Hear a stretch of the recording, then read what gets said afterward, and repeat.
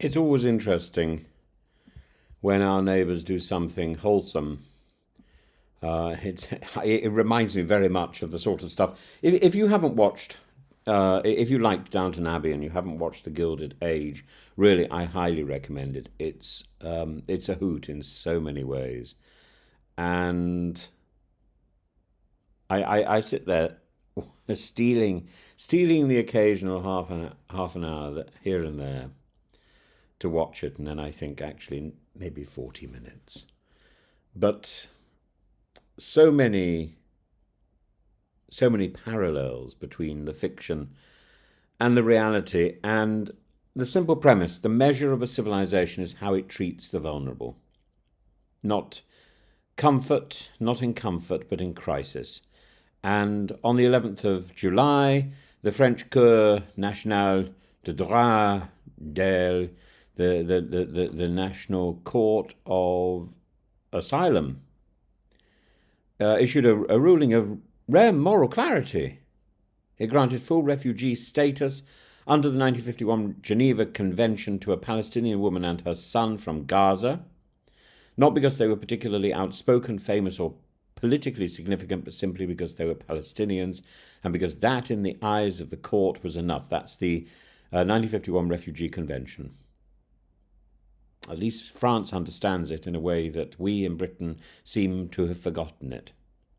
This is not just a legal definition, it's a statement of civilizational leadership.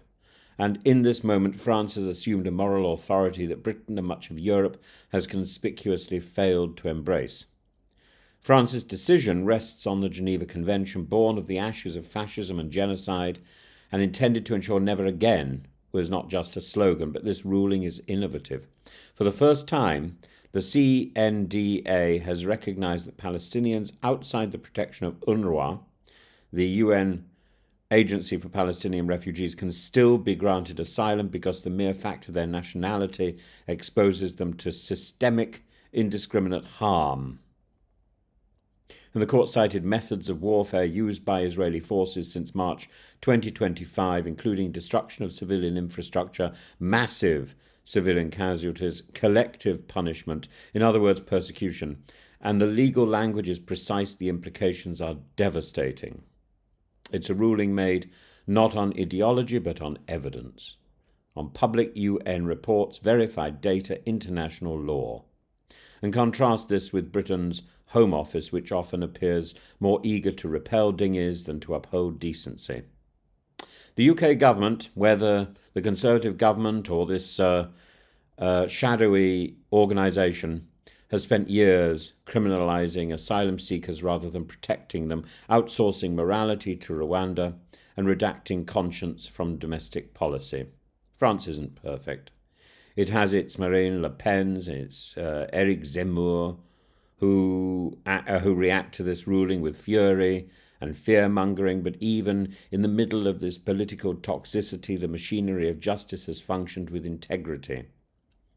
And here lies the deeper significance. France, once the colonial oppressor in parts of the Arab world, now becomes, at least in this instance, a refuge, a protector, and perhaps most importantly, a moral voice in the European chorus. This is what leadership in civilization requires, not just GDP and grandstanding, but the courage to act on principle. President Macron, despite many flaws, has floated the recognition of Palestinian statehood. He has told Britain to do the same. He is right, and in the absence of bold leadership from London, consumed as it is by technocratic or with technocratic timidity and culture war skirmishes, Paris is stepping into the moral vacuum. Britain could have done this.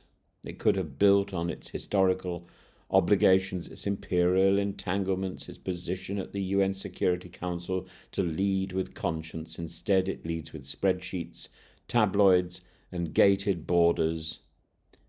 It leads with a snivelling sneer. And this ruling instead matters beyond the borders of France. It sets a legal precedent, a symbolic benchmark, a call to action for other European states. The European Union, so often paralysed by consensus politics, now faces a test. Will it align with the spirit of Geneva or retreat behind Frontex fences? Some will argue this ruling opens the floodgates. That's a familiar cry, the same one used against Vietnamese boat people, Bosnians in the 1990s, Syrians in 2015, and yet Europe is still standing. The floodgates are already open, but not to refugees. They're open to weaponized indifference, cowardice in diplomacy, a willful forgetting of the moral architecture upon which modern Europe was built.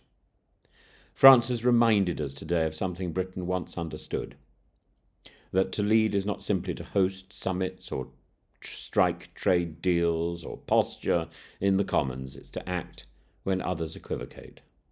It's to protect when others close the door. It's to say without qualification that persecution is wrong, even when the persecutor is a so-called ally.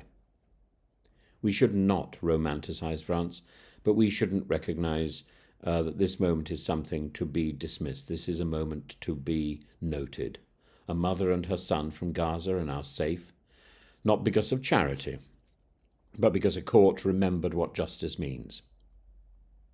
I hope it won't be said in 10 years' time that Britain stood by while others stood up.